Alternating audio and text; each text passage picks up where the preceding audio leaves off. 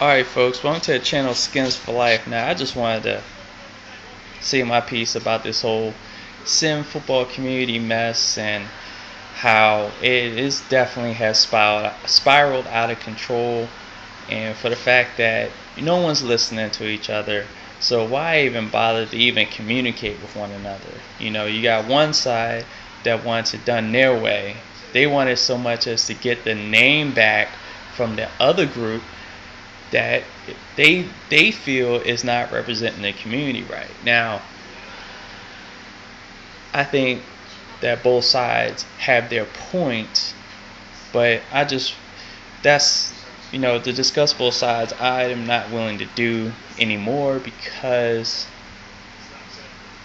I'm a part of the sim football community.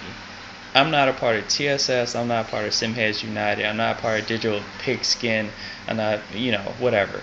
I'm my own channel by itself. Now, I love football. I've played football ever since I was 6 years old. So, I look at it like this. The state of the football video gaming community is as you see in front of you. This is the best game as far as gameplay.